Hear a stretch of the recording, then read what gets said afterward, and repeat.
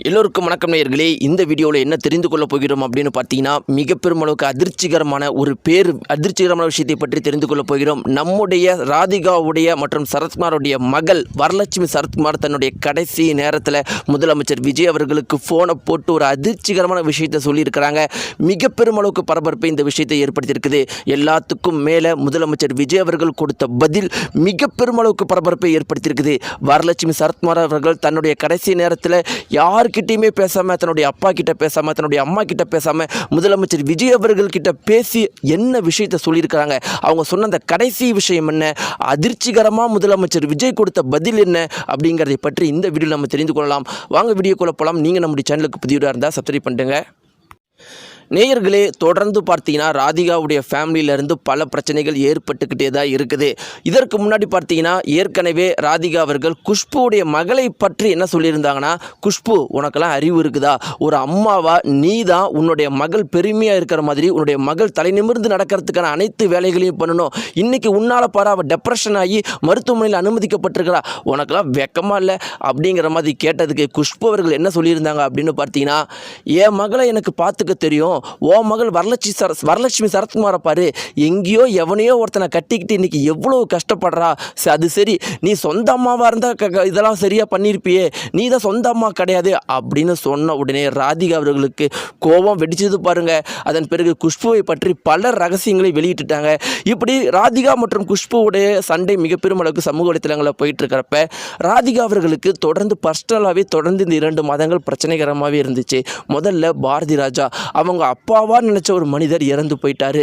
அடுத்து பாக்கியராஜ், இந்த சினிமா வட்டாரத்தில் அவங்க கூடவே இருந்து உறுதுணையாக இருந்து இன்றைக்கி ராதிகா அவர்கள் இவ்வளோ பெரிய நிலைமைக்கு வர காரணமாக இருந்த அவங்களுடைய நண்பன் பாக்கியராஜ் அவர்கள் இறந்தது.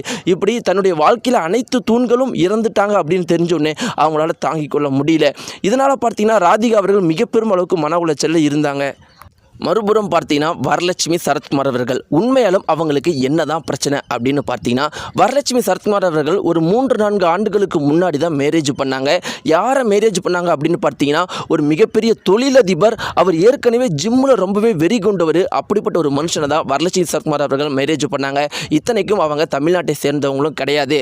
சரத்குமார் அவர்களும் வரலட்சுமி சரத்குமாருடைய கணவரும் இருக்கிற நிறைய வீடியோக்கள் சமூக வலைத்தளங்களில் வெளியானுச்சு. அதை பார்க்குறவங்க எல்லாருமே சொன்ன ஒரே ஒரு விஷயம், இதில் யார் சின்ன பையனே தெரியல, யார் மருமகனே தெரியல, சரத்குமாரை பார்த்தா தான் சின்ன பையன் மாதிரி இருக்கிறாங்க, வரலட்சுமி சரத்குமாருடைய மகளுடைய கணவரை பார்த்தா ஏதோ பெரிய வயசானவர் மாதிரி இருக்கிறாங்கன்னு நிறைய விமர்சனங்கள் ஏற்கனவே எழுந்துச்சு.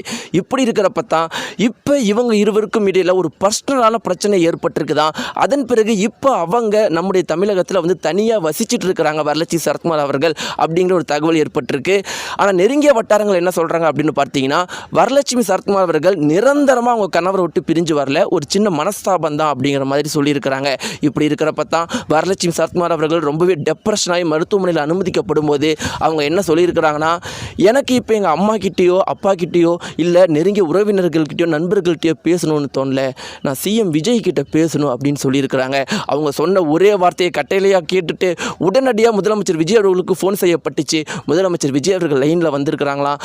வரலட்சுமி சரத்குமார் அவர்கள் என்ன சொல்லியிருக்கிறாங்கன்னா, இன்றைக்கி நான் டெப்ரெஷன் ஆகி சில உடல்நல பிரச்சனையினால் நான் மருத்துவமனையில் அனுமதிக்கப்பட்டிருக்கிறேன். எனக்கு இந்த ஒரு சுச்சுவேஷனில் என் அம்மா அப்பா கிட்ட பேசணும், என் கணவர்கிட்ட பேசணும், நண்பர்கள்கிட்ட பேசணும் அப்படிங்கிறத விட உங்ககிட்ட பேசணும் அப்படிங்கிறது தான் எனக்கு நிறைய தோணுச்சு. ஏன்னா நான் உங்களை தான் என்றைக்குமே ரோல் மாடலாக வச்சுட்டு இருந்திருக்கிறேன், இப்பயும் இதுக்கு மேலே இருக்க போகிறேன். ஆனால் இதெல்லாம் நான் வெளியே இது வரைக்கும் நான் சொன்னது கிடையாது, உங்ககிட்டையும் நான் அதிகமாக சொன்னது கிடையாது. அதுக்கு என்ன ரீசன் அப்படின்னா, எங்கள் அப்பாவும் ஒரு கட்சி தலைவர், அதே மாதிரி எங்கள் அம்மாவும் ஒரு மிகப்பெரிய லெஜெண்டாக இருந்திருக்கிறாங்க. அப்படி இருக்கிறப்ப ஏதோ ஒரு ஈகோ பிரச்சனையினால் என்னால் சொல்ல முடியாமல் இருந்துச்சு.